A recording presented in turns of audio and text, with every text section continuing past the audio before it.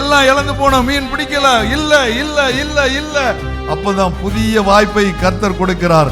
ஆழத்தில் தள்ளி கொண்டு போய் வலையை போடு என்கிறார். வலை கிளியத்தக்கதான மீன்களை பிடித்து ஆசீர்வாதமாய் அவர்கள் கரையேறுகிறார்கள். என் அன்பு மகனே, என் அன்பு மகளே, கர்த்தர் நடத்துகிறத இப்படிப்பட்ட ஆசீர்வாதத்தை 2026 பார்க்க போறார்.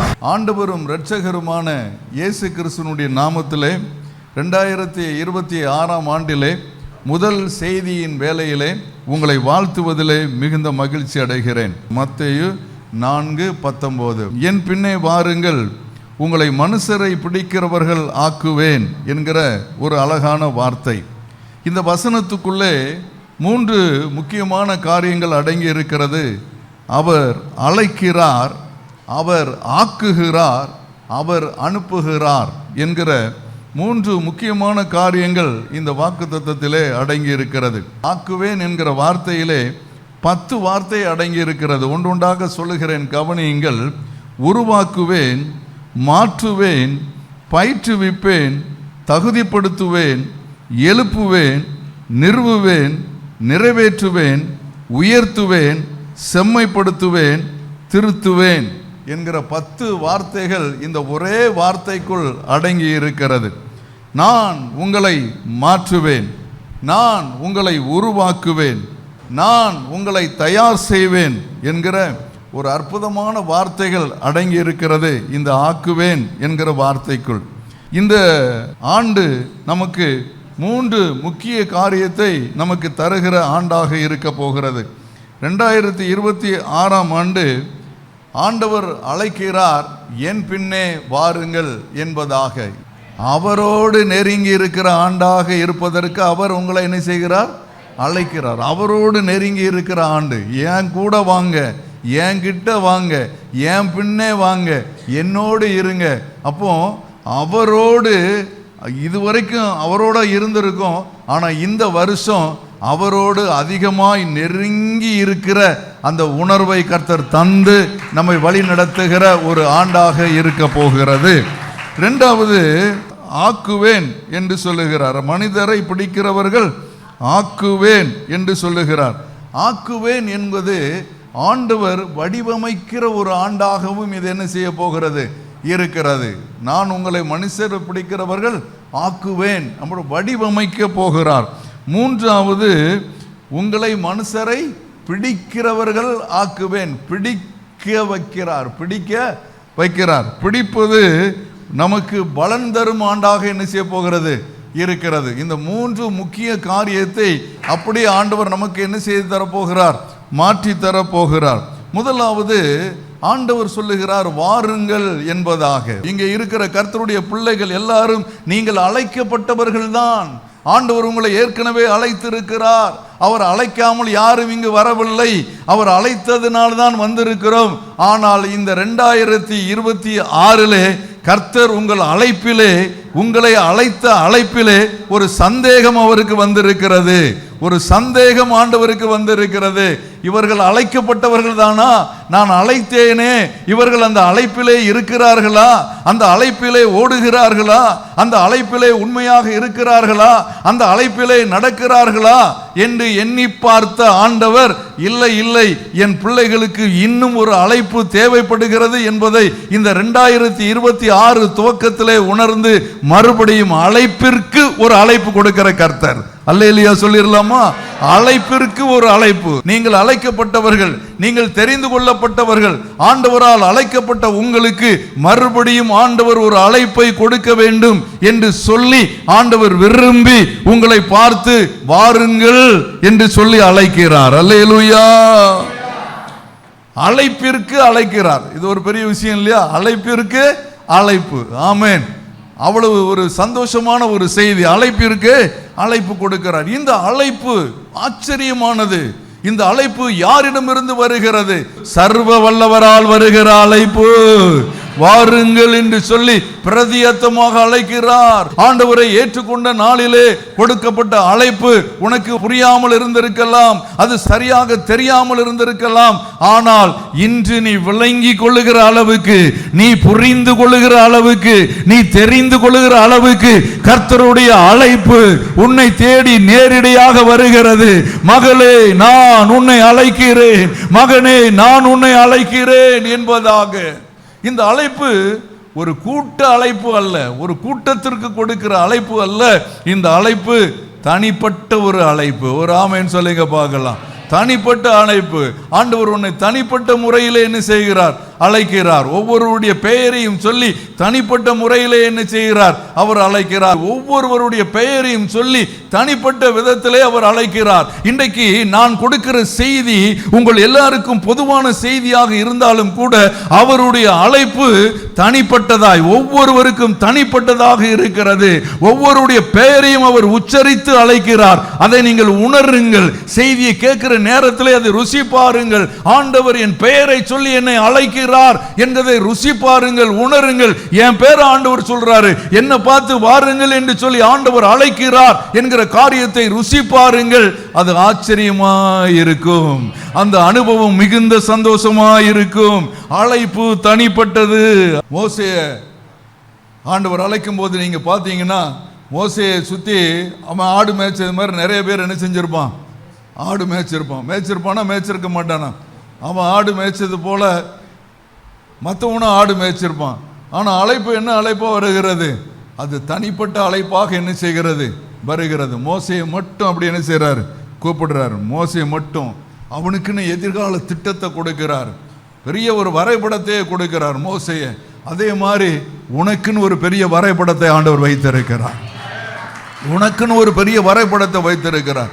நீங்க கலங்கிறாதீங்க, நீங்க சோர்ந்துராதீங்க. என்னடா என் வாழ்க்கை இப்படி தானே இருக்குது? முன்னால நம்ம விக்கிரகத்தை வழிபட்டோம், இப்பொழுது கர்த்தரை வழிபட்டோம், ஆனா வாழ்க்கை இப்படி தானே இருக்குதுன்னு நீங்க ஒரு நாளும் யோசிராதீங்க. உங்களை அழைத்தவர் உண்மை உள்ளவர்.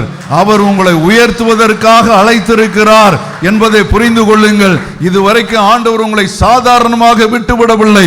உன் சூழ்நிலையை மாற்றி இருக்கிறார், உங்கள் காரியங்களை மாற்றி இருக்கிறார், ஏராளமான அற்புதங்களை அவர் செய்திருக்கிறார். உங்களுக்கு ஆண்டவர் நன்மை செய்திருக்கிறார். ஏன் நீ துக்கத்தோடு இருக்கிறாய்? ஏன் நீ துக்கத்தோடு இருக்கிறாய்? அழைப்பு தனிப்பட்டது. மோசேயை ஆண்டவர் தனிப்பட்ட விதத்தில் அழைத்தார். அது மாத்திரம் இல்ல, சாமுவேல் ஆலயத்தில் தூங்கிக்கிட்டு இருக்கிறான். சாமுவேல் தூங்கிக்கிட்டு இருக்கிறான், சின்ன தம்பி தான், தூங்கிக்கிட்டு இருக்கிறான். அந்த ஆலயத்தில் பணி செய்கிற நிறைய பேர் என்ன செய்யறாங்க? அந்த ஆலயத்தில் பணி செய்கிற பேர் நிறைய பேர் இருக்கிறாங்க. ஏலியும் அங்கே தான் இருக்கிறார். ஆனால் அழைப்பு தனிப்பட்ட விதமாய் சாமுவேல் என்று வருகிறது. சின்ன தம்பிமார்களே, சின்ன தங்கச்சிமார்களே, வாலிபர்களே, வாலிப தம்பியே, வாலிப தங்கச்சியே, அழைப்பு தனிப்பட்டது. உன்னை தேடி வருகிறது. சாமுவேலே என்று சொல்லி பெயர் சொல்லி அழைக்கிற ஆண்டவர் இன்றைக்கு உன்னை பெயர் சொல்லி அழைக்கிறார். அழைப்பு தனிப்பட்டதாய் காணப்படுகிறது. ஒவ்வொருவருக்கும் அது சிறப்பானதாக தனிப்பட்டதாக அமைகிறது.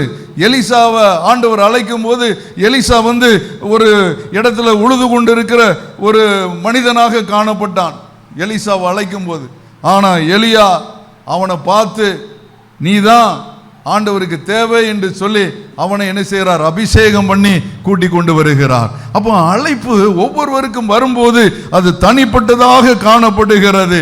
ஆகவே இன்றைக்கு உங்கள் ஒவ்வொருவருக்கும் இந்த அழைப்பு, என் பின்னே வாருங்கள், என்னோடு நெருங்கி இருப்பதற்கு, என்னுடைய அருகில் இருப்பதற்கு என் பின்னே வாருங்கள். வேறு எந்த பாதையும் நீங்க பின்பற்ற வேண்டாம், வேறு எந்த பாதையிலும் செல்ல வேண்டாம். என்னை பின்பற்றி வாருங்கள், எனக்கு பின்னே வாருங்கள், என் அருகில் வாருங்கள், எனக்கு நெருங்கி இருக்கிற ஒரு அருமையான பிள்ளையாக நீங்கள் மாறுங்கள் என்று சொல்லி ஆண்டவர் உங்களுக்கு அழைப்பு கொடுக்கிறார். இந்த அழைப்பு சாதாரணமான அழைப்பு அல்ல. இந்த அழைப்பு மதிப்பு மிக்க அழைப்பு.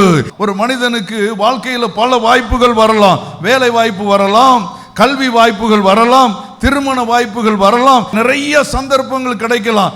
ஆனால் ஆண்டவர் உங்களை பார்த்து வாருங்கள் என்று சொல்லி அழைக்கிற அந்த வாய்ப்பு கிடைக்கிறதே, அந்த வாய்ப்பு இது எல்லாவற்றிற்கும் மேலான ஒரு வாய்ப்பு.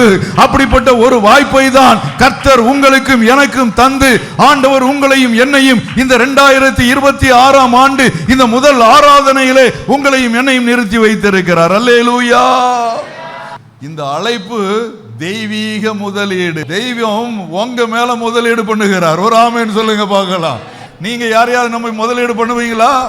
உங்க முதல்ல தூக்கி இன்னொருத்தர்கிட்ட கொடுத்து நீ பிசினஸ் பண்ணா ஒரு 1 லட்சம் தாரம் 10 லட்சம் தாரணும் யாரையாவது நம்பி நீங்க கொடுக்கறதுக்கு யாராவது ரெடியா இருக்கீங்களா? இல்ல.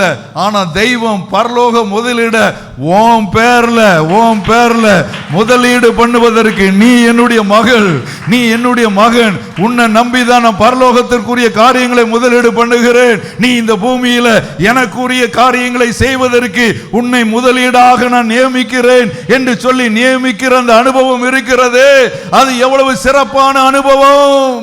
சாதாரணமான விஷயமா? கொஞ்சம் யோசிச்சு பாருங்க. ஆண்டவர் என்ன நம்பி முதலீடு பண்றாரு. நம்ம பெற்றோர்கள் நம்ம நம்பி முதலீடு பண்றாங்க, தொழில் வச்சு கொடுக்கறாங்க. அதை முன்னேற்றி கொடுக்க வேண்டிய பொறுப்பு ஒரு பிள்ளையின் பொறுப்பு. ஆமாவா இல்லையா?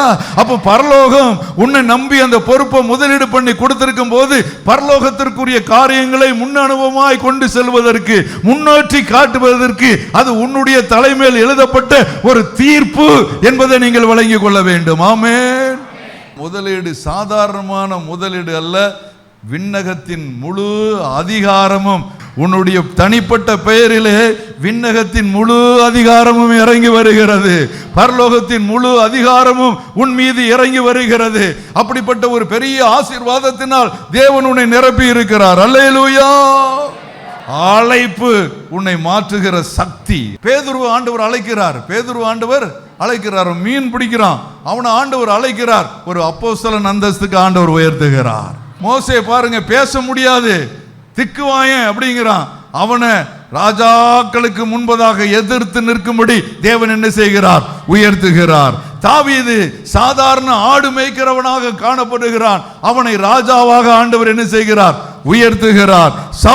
சவுலு என்ன செய்கிறான்? எல்லா கிறிஸ்தவர்களையும் அழிச்சு கொலை செய்கிறவனா காணப்படுகிறான். அவருடைய ஒரு சந்திப்பு, அவருடைய ஒரு அழைப்பு அவனை பவுலாக மாற்றியது. புதிய ஏற்பாட்டில் ஏராளமான புஸ்தகங்களை எழுதுகிற ஒரு அப்போஸ்தலனாக அவன் மாற்றப்பட்டான். ஆகவே இந்த அழைப்பு உன்னை மாற்றுகிற சக்தியாக காணப்படுகிறது, உன்னை மாற்றி அமைக்கிறது. என் அன்பு மகளே, மகனே, நீ இந்த அழைப்பிலே இருக்கிறாயே, உன்னை இந்த சக்தி எந்த அளவுக்கு மாற்றி இருக்கிறது, நீ எப்படி மாறி இருக்கிறாய், உன்னுடைய மாற்றம் எப்படி இருக்கிறது என்பதை கொஞ்சம் யோசித்து பாருங்கள். இந்த முதல் நாளிலே, முதல் நேரத்திலே உங்களை குறித்து மாற்றும் சக்தியாக இந்த அழைப்பு காணப்படுகிறது. இந்த அழைப்பு மாற்றுகிற சக்தி மாத்திரமல்ல, இந்த அழைப்பு தலைமுறைகளை ஆசீர்வதிக்கிறதாய் காணப்படுகிறது. இந்த அழைப்பு, உனக்கு வந்த இந்த அழைப்பு உன்னுடைய தலைமுறைகளை, உன்னுடைய பிள்ளைகளை, பிள்ளைகளின் பிள்ளைகளை அது ஆசீர்வதிப்பதாக இந்த அழைப்பு என்ன செய்கிறது? மாறுகிறது. பக்கத்தில் கை கொடுத்து சொல்லுங்க, இந்த அழைப்பு உன் பிள்ளைகளை, உன் தலைமுறையை ஆசீர்வதிக்கிறது. ஆபிரகாமினுடைய அழைப்பு தனிப்பட்டதுதான். ஆனால் அவனுடைய பிள்ளைகள், அவனுடைய சந்ததி ஆசீர்வதிக்கப்பட்டார்கள். அவனுடைய சமூகம், அவனுடைய சமூகத்தை சார்ந்தவர்கள் ஆசீர்வதிக்கப்பட்டார்கள். அந்த தேசத்தையே ஆபிரகாம் நிமித்தம் கர்த்தர் ஆசீர்வதித்தார். அப்போ உன்னுடைய ஆசீர்வாதம் உன் பிள்ளைகளுக்கு இருக்கிறது, உன்னை சார்ந்த சமூகத்துக்கு இருக்கிறது. அந்த ஆசீர்வாதம் உன் மூலமாக இந்த தேசத்துக்கே இருக்கிறது. ஆகவே இந்த அழைப்பு சிறப்பானது, இந்த அழைப்பு முக்கியமானது. ஆகவே இந்த அழைப்பை நம்ம கவனமாய் பார்த்து கொள்ள வேண்டும். ஆமென் சொல்லுங்க பார்க்கலாம். இந்த அழைப்பை நம்ம என்ன செய்யும்? கவனமாய் காத்து கொள்ள வேண்டும். இது அழைப்பு சாதாரணமான அழைப்பு அல்ல. இந்த அழைப்பை கவனமாய் காத்து கொள்ள வேண்டும். இந்த அழைப்பு காக்கப்பட வேண்டியது. இந்த அழைப்பு எப்படி காக்கப்பட வேண்டும்? பரிசுத்தத்தின் மூலமாய் பாதுகாக்கப்பட வேண்டும். ஆமென் சொல்லுங்க பார்க்கலாம். அழைப்ப பரிசுத்தம், அழைத்தவர் பரிசுத்தர், அழைத்தவர் பரிசுத்தர். அப்ப இந்த அழைப்பு எப்படிப்பட்ட அழைப்பா இருக்கணும்? இந்த அழைப்புல நம்ம பரிசுத்தமா இருக்க வேண்டும். அந்த பரிசுத்த அழைப்பு அது மாத்திரமல்ல, ஆண்டவரோடு பேசுகிற அந்த ஜெபத்தின் மூலமாக இந்த அழைப்பை பாதுகாக்க வேண்டும். நல்ல குணநலன்கள், இயேசு கிறிஸ்து என்ன குணநலன்களை வெளிப்படுத்தினாரோ அந்த குணநலன்கள் மூலமாக இந்த அழைப்பை பாதுகாக்க வேண்டும். ஏனெனில் அழைப்பு விலை உயர்ந்தது. உண்மையான ஒரு பொக்கிஷம் உனக்கு ஆண்டவர் தந்தார் என்றால் அவர் உன்னை அழைத்த அழைப்பு தான் உனக்கு கிடைத்த உண்மையான பொக்கிஷம், உண்மையான பரிசு. அதுதான் அவருடைய அழைப்பு தான். இந்த அழைப்பு தான் உனக்கு எல்லா மாற்றத்தையும் கொண்டு வரப்போகிறது, எல்லா ஆசீர்வாதங்களையும் கொண்டு வரப்போகிறது, எல்லா நன்மைகளையும் கொண்டு வரப்போகிறது. இந்த அழைப்பு தான். அப்போ அழைப்பு கவனமாக பாதுகாக்கப்பட வேண்டும். ஆமென். இரண்டாவது, இந்த வசனம் முடியும் போது மனிதரை பிடிக்கிறவர்கள் ஆக்குவேன் என்கிற ஒரு வார்த்தை. இப்போ இந்த ஆக்குவேன் என்கிற வார்த்தைக்கு 10 மறு வார்த்தைகள் கொடுத்தேன். இப்போது 3 அர்த்தங்களை கொடுக்க போகிறேன். அர்த்தமுடைய 3 வார்த்தைகளை தரப்போகிறேன். ஆக்குவேன் என்பது நம்பிக்கையின் வார்த்தை, ஆக்குவேன் என்பது தைரியத்தின் வார்த்தை, ஆக்குவேன் என்பது பொறுப்பான வார்த்தை, நம்பிக்கை கொடுக்கிற வார்த்தை. நான் உன்னை இப்படி ஆக்கிடுவேன். ஒரு ஆமேன்னு சொல்லுங்க பார்க்கலாம். இப்போ நந்தினி பேய் பிடிச்சு வந்தா, அப்புறம் ஒரு வாரம் கழிச்சு நந்தினிகிட்ட சொன்னேன், நந்தினி நான் உன்னை படிக்க வைக்க போறேன், நந்தினி நான் உன்னை படிக்க வைக்க போறேன், நீ மேலே நீ படி அப்படின்னு சொல்லி அவளுக்கு ஒரு அழைப்பு கொடுத்துருக்கிறேன். அப்போ ஒரு நம்பிக்கை கொடுத்துருக்கிறேன். நீ வா, என் பின்னால வா, நான் உனக்கு என்ன செய்யல, நீ இப்படி ஒன்று ஆக்க போறேன், இப்படி செய்ய போறேன் அப்படின்னு சொல்லி ஒரு நம்பிக்கை கொடுத்துருக்கிறேன். ரெண்டாவது, ஆக்குகிறாருங்கிற வார்த்தை தைரியத்தை கொடுக்கிறது. ஆமென், அல்லேலூயா. உன்னால இது முடியும், உன்னால இது முடியும், நீ அதை செய்துக்கிட முடியாது, அது முடியாது, நீ தோத்து போனவன் தான். இல்லடா, உன்னால முடியும் அப்படிங்கிற தைரியத்தை கொடுக்கிற வார்த்தை, நான் உன்னை ஆக்குவேன், நீ இப்படி உருவாகிடுவா, நீ இப்படி வந்துருவ, நீ ஜெயித்துருவா, நான் உன்னை ஆக்குவேன், நான் உன் கூட இருந்து உன்னை ஆக்குவேன் என்று சொல்லி கர்த்தரே கூட இருந்து நடத்துகிற அனுபவம். அல்லேலூயா. அப்புறம் இது ஆக்கணும், நீ இப்படி ஆகலாம், நம்பிக்கை கொடுக்கணும் அப்படின்னா என்ன செய்யணும்னா ஒரு பொறுப்பை கொடுக்கணும். அப்ப ஆண்டவரும் அந்த பொறுப்பை தருகிறார். மகன் என்கிற பொறுப்பை தருகிறார், மகள் என்கிற பொறுப்பை தருகிறார். அப்புறம் அந்த மகன் மகள்ங்கிற இதில் கொடுத்து அப்படி சீசன் அங்கிற அளவுக்கு ஒரு பயிற்சிக்கு ஆண்டவர் கொண்டு போகிறார். அந்த பயிற்சிக்கு ஆண்டவர் கொண்டு போயிட்டு ஆண்டவர் அதுக்கு பிறகு அப்போஸ்தலன், தீர்க்கதரிசி என்கிற பொறுப்பை தருகிறார். சுவிசேஷகன், போதகன், மேய்ப்பன் அப்படின்னு பொறுப்பை தருகிறார். ஒவ்வொருக்கும் ஒரு வித்தியாசமான பொறுப்பை தந்து ஆண்டவர் வழி நடத்துகிறார். ஆகவே இந்த ஆக்குகிறேன் என்கிற வார்த்தையில இவ்வளவு அர்த்தங்கள் அடங்கி இருக்கிறது, இவ்வளவு ஆசீர்வாதங்கள் அடங்கி இருக்கிறது, இவ்வளவு மேன்மைகள் அடங்கி இருக்கிறது, இவ்வளவு உச்சங்கள் அடங்கி இருக்கிறது. அல்லேலூயா. பேதுருவை கூப்பிடும்போது அவன் சாதாரணமான ஒரு மீனவன், அவனுக்கு எதுவும் தெரியாது, கூப்பிடும்போது எதுவுமே தெரியாது. ஆனா ஆண்டவர் கூப்பிட்டாரு, ஒரு பெரிய ஆசீர்வாதத்தை கொடுத்தாரு. ஆமென் சொல்லுங்க பார்க்கலாம். அல்லேலூயா சொல்லுங்க. அவன்கிட்ட தகுதி கிடையாது, அவன்கிட்ட தைரியம் கிடையாது. ஆண்டவர்கிட்ட வந்த பிறகு கூட, சிலுவையில் அரைஞ்ச பிறகு கூட ஓடி போயிட்டான்.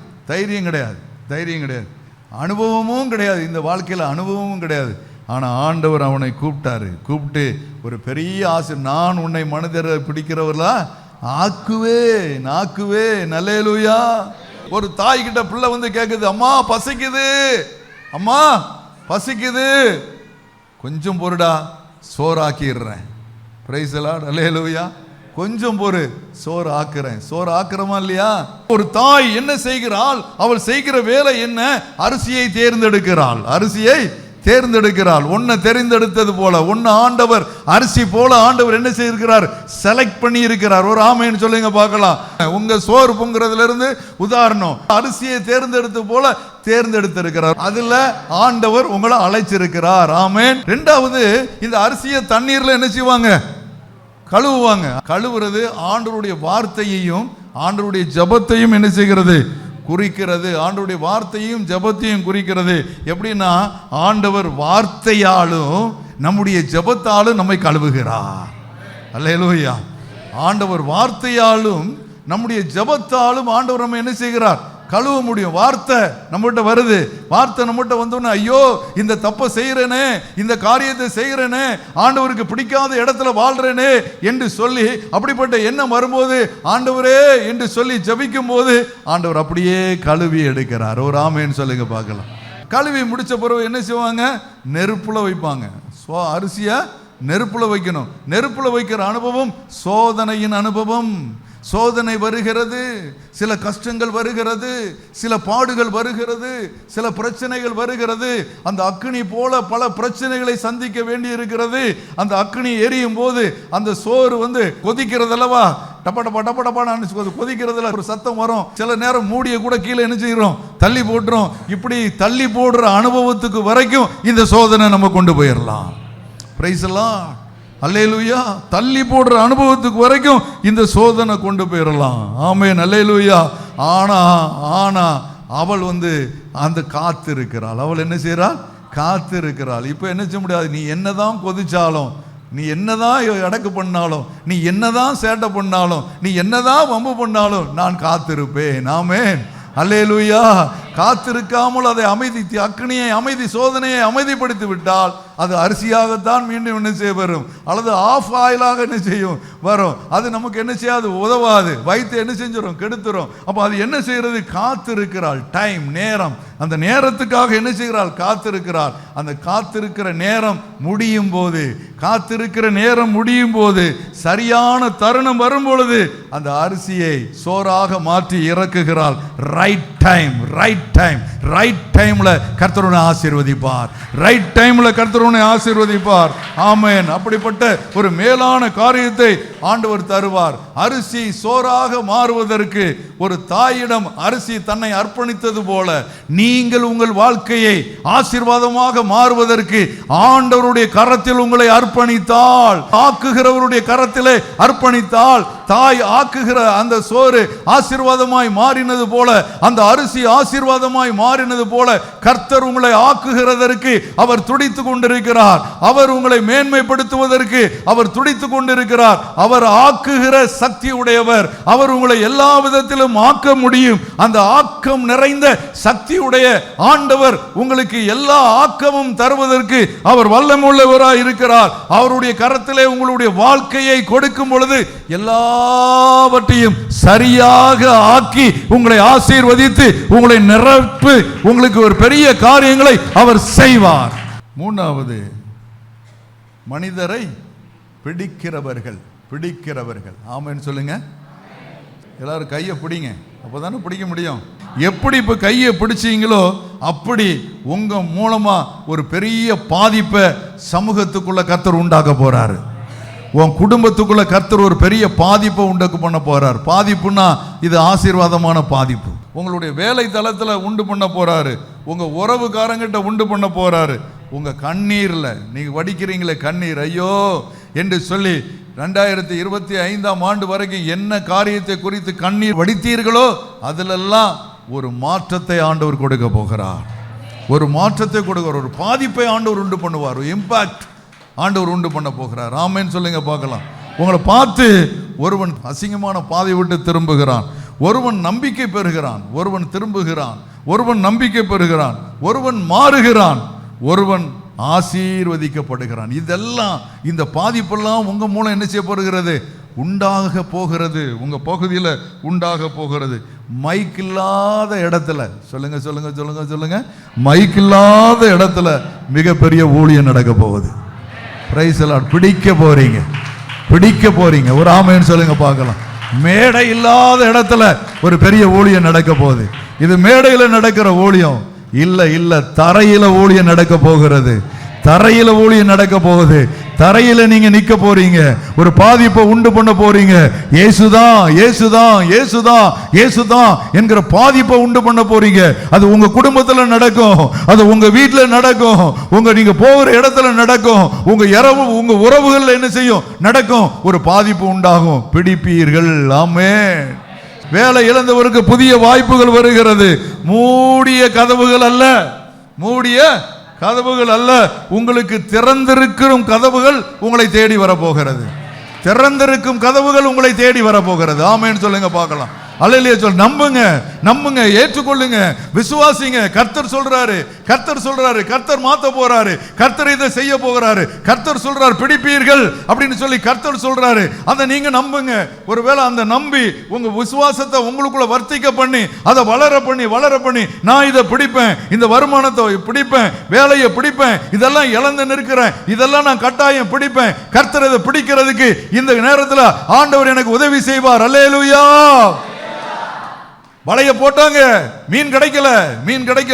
அப்பதான் ஆண்டவர் அங்க போறாரு, படக மேடையா பயன்படுத்தினார். ஒரு ஆமேன்னு சொல்லுங்க. மைக்கு கிடையாது, தரையும் கிடையாது, படகு. ஒரு ஆமேன்னு சொல்லுங்க. கர்த்தர் அங்க இருந்தா பேசுறாரு. அநேகம் பேர் அந்த வார்த்தை தொட்டது. அதே போல உன் வாயிலிருந்து வருகிற வார்த்தைகள் அநேகம் பேரை மாற்ற போகிறது. அநேகம் பேருக்கு அந்த பாதிப்பை உண்டு பண்ண போகிறது. அந்நியர்களுக்கு இயேசு இயேசு இயேசு என்கிற மிகப்பெரிய பாதிப்பு அவர்களுக்குள்ளே வரப்போகிறது. இருதயத்தில் கிடக்கிறத டேமேஜ் பண்ணி கர்த்தர் அங்கே செயல்படும்படியாய் வருவார். ஆமென். ஒருவேளை உங்க தொழில், உங்களுடைய வியாபாரம் முறிஞ்சு போச்சு. ஒரு மரத்தில் கிளை முறிஞ்சு போச்சுன்னா எப்படி இருக்கும் பாருங்க. அந்த கிளையால் என்ன பிரயோஜனம் உண்டு? அப்புறம் அது எரிக்கிறதுக்கு தான் என்ன செய்யும்? ஆகும். அப்படி என் வாழ்க்கை ஆகி போச்சு அப்படின்னு நினைச்சு, இந்த இழந்த தொழிலை நினைச்சு, இழந்த காரியங்களை நினைத்து அழுது கொண்டிருக்கிறவர்கள் உங்களுக்கு கர்த்தர் புதிய வாய்ப்பை இந்த 2026 ஆண்டவர் உருவாக்கி தரப்போகிறார். ஐயோ, நான் இதை இழந்துட்டேன, அதை நீங்க பிடிக்க போறீங்க, அதையும் பிடிப்பீங்க, இழந்ததையும் பிடிப்பீங்க. இந்த வருஷத்துல புதியதையும் கர்த்தர் பிடிக்கும்படியா கர்த்தர் உங்களை வழி நடத்த போகிறார். மீனவர்கள் மீன் பிடிக்காத சூழல்ல தான் அவங்கள தேடி இயேசு வந்தார். இழப்பு என்பது முடிவில்ல. ஐயோ இழந்துட்டேன, ஐயோ முடிஞ்சு போச்ச, இல்ல, அதுதான் புதியது பிறக்கிறதற்கு வாய்ப்பு. ஒண்ணுமே இல்ல, எல்லாம் இழந்து போன, மீன் பிடிக்கல, இல்ல. அப்பதான் புதிய வாய்ப்பை கர்த்தர் கொடுக்கிறார். ஆழத்தில் தள்ளி கொண்டு போய் வலையை போடு என்கிறார். வலை கிளியத்தக்கதான மீன்களை பிடித்து ஆசீர்வாதமாய் அவர்கள் கரையேறுகிறார்கள். என் அன்பு மகனே, என் அன்பு மகளே, கர்த்தர் நடத்துகிறத இப்படிப்பட்ட ஆசீர்வாதத்தை 2026 பார்க்க போற. கர்த்தருடைய ஊழியத்தை நீ கனம் பண்ண போற, கர்த்தருடைய ஊழியத்தை நீ மதிக்க போற, கர்த்தருடைய ஊழியத்தை மேன்மைப்படுத்த போற, கர்த்தருடைய ஊழியத்தை இன்னும் தூக்கி நிறுத்துறதற்கு நான் ஒரு பெரிய பங்காக நிற்க போகிறேன் என்று சொல்லி சவாலாய் நிற்க போகிறார். அந்த சவாலை சந்திக்கிற அளவுக்கு கர்த்தர் உனக்கு ஒரு பெரிய புதிய வாய்ப்புகளையும் புதிய வசதிகளையும் புதிய காரியங்களையும் செய்து உன்னை உயர்த்த போகிறார். முயற்சி செய்து பார்த்துட்டேன், ஆனா தோற்று போயிட்டே இருக்கிறேன். பல முயற்சிகள் எடுத்துட்டேன், நான் தோற்று போயிட்டேன். படிப்பில் முயற்சி செய்து பார்க்குறேன், விளையாட்டில் முயற்சி செய்து பார்க்குறேன், பேச்சு போட்டியில் முயற்சி செய்து பார்க்குறேன், எல்லா காரியத்திலும் முயற்சி செய்து பார்க்குறேன். ஆனால் என்னுடைய முயற்சி எல்லாம் தோல்வியில் முடிகிறது என்று சொல்ற உங்களுக்கு ஆண்டவர் சொல்லுகிற வார்த்தை, உங்களை ஜெயம் எடுக்க செய்ய போகிறார். 2026 உங்களுக்கு தோற்று போன அனுபவங்கள் எல்லாம் வெற்றியாக மாறுகிற அனுபவத்தை கர்த்தர் உருவாக்கி தருகிறார். அதை நீங்க பெற்று அனுபவிக்க போறீங்க. பொருளாதாரத்தில் தோல்வி, அதுதான் நிறைய பேர் குடும்பத்தில் பிரச்சனைக்கு காரணமே, சண்டைக்கு காரணமே பொருளாதாரம் தான். சொல்லுங்க, பொருளாதாரம் தான். பொருளாதாரத்தினுடைய வீழ்ச்சி தான் ஒரு பெரிய சண்டையை குடும்பத்தில் என்ன செய்யுது, கொண்டு வருது. இல்லைன்னா சண்டை, பெரிய சண்டைகள் தவிர்க்கப்படும். பொருளாதாரத்தினுடைய வீழ்ச்சி தான் கஷ்டப்படுத்துது. ஆண்டவர் இந்த வருஷத்தில் நல்ல கையை உயர்த்தி ஜெபம் பண்ணுங்க. ஆண்டவரே, பொருளாதாரத்தின் வீழ்ச்சியினால் எங்களுக்கு சமாதான குறைவு இந்த ஆண்டில் வரவே கூடாது ஆண்டவரே. எல்லாரும் கை வைத்து ஆண்டவர்கிட்ட சொல்ற, ஒரு நிமிஷம் பேசுங்க, நீங்களே பேசுங்க. ஆண்டவரே, இந்த பொருளாதாரத்தின் வீழ்ச்சியினால் எங்க குடும்பத்தில் சமாதானம் சந்தோஷம் கெட்டு போக கூடாது ஆண்டவரே. ஆமென். அப்படி ஜெபம் பண்ணுங்க, எல்லாரும் ஜெபம் பண்ணுங்க. ஆமென். கைகளை உயர்த்தி, பொருளாதார வீழ்ச்சியினால் எங்க குடும்பத்தில் பிரச்சனை வரவே கூடாது ஆண்டவரே என்று சொல்லி ஆண்டவரை நோக்கி கூப்பிடுங்க. பொருளாதார வீழ்ச்சி சமாதானத்தை கெடுக்குது, சந்தோஷத்தை கெடுக்குது, நிம்மதியை கெடுக்குது, தூக்கத்தை கெடுக்குது. இப்படி பல விதத்தில் ஒரு பெரிய போராட்டம், நிம்மதி இல்லாத வாழ்க்கை, தலை குனிந்த வாழ்க்கை, இப்படிப்பட்ட வாழ்க்கையில இருந்து கர்த்தர் எங்களை மீட்டு எடுக்கணும் ஆண்டவரே என்று சொல்லி ஒவ்வொருவரும் ஆண்டவரை பார்த்து கூப்பிட ஆரம்பிங்க. கூப்பிடுங்க. பொருளாதாரத்தில் தோல்வி, கர்த்தர் அதை ஜெயமாக மாற்றி தரணும். ஆமைன்னு சொல்லுங்க பார்க்கலாம். அல்லேலூயா சொல்லுங்க பார்க்கலாம். கர்த்தர் பொருளாதாரத்தில் ஆண்டவர் ஆசீர்வதிக்கணும். ஆமைன்னு சொல்லுங்க. சில நேரங்களில் சில பிள்ளைகள் டல் அடிச்சிடுறீங்க. ஐயோ இந்த வருமானம் கெட்டு போச்சு, ஆண்டவர் நம்மளை இப்படி விட்டுட்டாரே அப்படின்னு சொல்லி டல் அடிச்சிடுறீங்க. ஒரு நாள் அப்படி டல் அடிச்சிடாதீங்க. ஒரு ஆமேன்னு சொல்லுங்க பார்க்கலாம். கர்த்தர் நடத்திடுவாரு. கலங்காதே, திகையாதே, கர்த்தர் நடத்திடுவார். ஆமேன். வாழ்க்கையில தோற்று போன அனுபவம், குடும்பத்துக்குள்ள உறவுக்குள்ள தோற்று போன அனுபவம் அப்படி காணப்படுறீங்களா? உங்க குடும்பத்தில் வாழ்க்கையில தோற்று போன அனுபவம். நீங்க நினைக்கீங்க ஒரு நல்ல கணவனா வாழணும்னு நினைக்கிறீங்க, ஆனா முடியல. ஒரு நல்ல மனைவியா வாழணும்னு நினைக்கீங்க, முடியல. வாழ்க்கையில தோற்ற அனுபவம். ஆனா நல்ல கணவனா இருக்கணும், நல்ல மனைவியா இருக்கணும்னு ஆசைப்படுறவங்களுக்குள்ள கூட ஒரு பெரிய சண்டை வருது, ஒரு பெரிய சண்டை வருது, ஒரு சமாதானம் இல்லாத ஒரு வாழ்க்கை. ஆண்டவர் இந்த வருஷத்துல அதை நீங்க முயன்று தோற்று போனீங்க. இந்த வருஷத்துல நீங்க உங்க முயற்சியோட கர்த்தருடைய வல்லமையும் இணைகிறது. நீங்க ஜெயிக்க போறீங்க. நீங்க ஜெயிக்க போறீங்க. நீங்க ஜெயிக்க போறீங்க. ஆண்டவர் உங்களை ஆசீர்வதிக்க போறாரு. ஒவ்வொரு நேரமும் ஒவ்வொரு நிமிஷமும் இதை நினைச்சுக்கிடுங்க. நான் நல்ல கணவனா இருக்கணும், நான் நல்ல மனைவியா இருக்கணும், நான் மனைவிக்குரிய மரியாதையை கொடுக்கணும், நான் கணவனுக்குரிய மரியாதையை கொடுக்கணும், அந்த அந்தஸ்தோடு கொடுக்கணும். அவர் மரியாதை இல்லாமல் பேசிட்டு அதனால நான் பேசுவேன், அவ பேசிட்டு அதனால நான் பேசுவேன், அவன் பேசிட்டு அதனால நான் பேசுவேன். அப்படிப்பட்ட காரியங்கள் எல்லாம் தூக்கி தூர போட்டுருங்க. நீங்க மனசுல நினைங்க, ஆண்டவர் இந்த வருஷம் என் குடும்பத்தை ஆசீர்வதித்ததற்கு, ஒரு நல்ல கணவனாக ஒரு நல்ல மனைவியாக என்னை மாற்றுவதற்கு ஆண்டவர் இந்த வருஷ துவக்கத்தில் பேசியிருக்கிறாரு. அவர் பேசினா அது உண்மை. நான் நல்ல கணவனா மாறப்போவது உண்மை, நான் நல்ல மனைவியா மாறப்போறது உண்மை. ஆண்டவர் என்னை ஆசீர்வதிக்க போகிறாரு. தேவையில்லாத பேச்சுகள், தேவையில்லாத வார்த்தைகள், கடினமான வார்த்தைகள், கெட்ட வார்த்தைகள், அசிங்கமான வார்த்தைகள், கேவலமான வார்த்தைகள் நம்முடைய வாய்களில் இருந்து ஒரு நாளும் புறப்பட்டு வரவே வேண்டாம், வரவே வேண்டாம். ஐயோ இப்படி வாழ்க்கையில தோற்று போயிட்டேன்னு. ஒருவேளை பிள்ளைங்க பெற்றோரை மதிக்காம வாழ்ற வாழ்க்கை, பிள்ளைங்க பெற்றோர்களை மதிக்காம வாழ்ற வாழ்க்கை தோற்று போன வாழ்க்கை. அது கிறிஸ்தவ வாழ்க்கை அல்ல. பெற்றோர்களை மதிக்காத ஒரு வாழ்க்கை கர்த்தருடைய பிள்ளைகளுக்கு அது கிறிஸ்தவ வாழ்க்கை அல்ல, அது தோற்று போன வாழ்க்கை. பெற்றோரை மகிழ்விக்க முடியாம ஒரு வாழ்க்கை வாழ்ற அந்த வாழ்க்கையிலிருந்து நீங்க வெளியே வரணும். ஒரு ஆமேன்னு சொல்லுங்க. அதான் கர்த்தருடைய பிள்ளைகள் செய்ய வேண்டிய காரியங்கள். ஒருவேளை பெற்றோர்களுக்கு ஒரு பிள்ளைகளுக்கு சரியான பாதை காட்ட முடியலையே. இன்னைக்கு உள்ள பிள்ளைகளுக்கு பாதை காட்ட முடியல, பாதையை அதே போடுது. என்ன சொன்னாலும் என்ன செய்யல, கேட்கறதுக்கு இல்லை. அப்போ அந்த பிள்ளைகளுக்கு பாதை காட்ட முடியலையே. அந்த பிள்ளைகளுக்கு பாதை காட்டுற பொறுப்பு நம்மளுக்கு இருக்கு. நம்ம பாதை காட்டணுமே, வழி காட்டணுமே. அவங்களுக்கு இஷ்டம் போல விட்டுற முடியுமா, இஷ்டம் போல போயிட முடியுமா, அவங்கள இஷ்டத்து போல விட்டுற முடியுமா, நடத்த முடியுமா? அப்படி விட்டா அவங்க எதிர்காலம் என்ன ஆகும், அவங்க கதை என்ன ஆகும்? அப்போ அவங்கள விட்டுற முடியாது. அவங்களுக்கு பாதை காட்ட வேண்டும். ஒரு ஆமேன்னு சொல்லுங்க. அப்போ பாதை எப்படி காட்டுவீங்க? ஆண்டவரே என் பிள்ளைகளை வழி நடத்துகிற அந்த கிருபையை எனக்கு தாங்கப்பா, என் பிள்ளைய வழி நடத்தணுமே. என் பிள்ளை தோற்று போன பிள்ளைய ஆயிடக்கூடாது. என் பிள்ளை ஜெயிக்கணுமே ஆண்டவரே, என் பிள்ளை வெற்றி பெறணுமே ஆண்டவரே. தோற்று போகிற பிள்ளைக்கு நான் வழிகாட்டணுமே ஆண்டவரே. அந்த வழிகாட்டுறதுக்கு நீர் தானே எனக்கு பாலமாக இருக்கணும், நீர் தானே எனக்கு கற்றுத்தரணும். ஒரு நிமிஷம் கண்களை மூடி இந்த காரியத்துக்காக ஜெபம் பண்ணுவீங்களா? இது எல்லா குடும்பத்துக்கும் ஆசீர்வாதமாக இருக்கும். இந்த வருஷம் உங்கள் பிள்ளைகள் மாற போகிறாங்க. உங்கள் பிள்ளைகளை கர்த்தர் மாற்ற போகிறாரு. ஆண்டவரே பாதையாக காட்ட போகிறாரு. ஆண்டவர் பாதையை நிற்க போறாரு. ஆமென், அல்லேலூயா. பெற்றோர்களே ரொம்ப பாரத்தோடு மனம் அடிவோடு கண்ணீரோடு இந்த காரியத்துக்காக ஜெபம் பண்ணுங்க.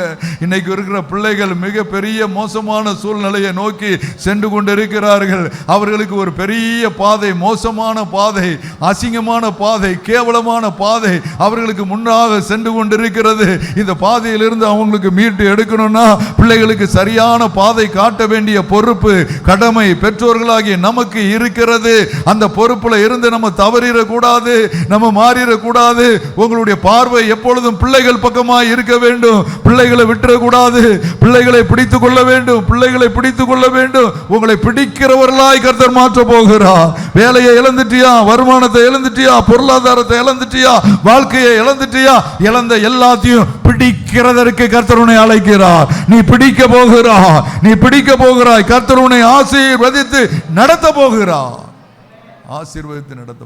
ஆமென். படிப்பில் தோற்றவர்கள், வியாபாரத்தில் தோற்றவர்கள், மேடையில் தோற்றவர்கள், வாழ்க்கையில் தோற்றவர்கள், ஊழியத்தில் தோற்றவர்கள், மனிதரை பிடிக்க முடியாமல் தோற்று போனவர்கள் எல்லாருக்கும் ஆண்டவர் பிடிக்கிற அனுபவத்தை தரப்போகிறார்.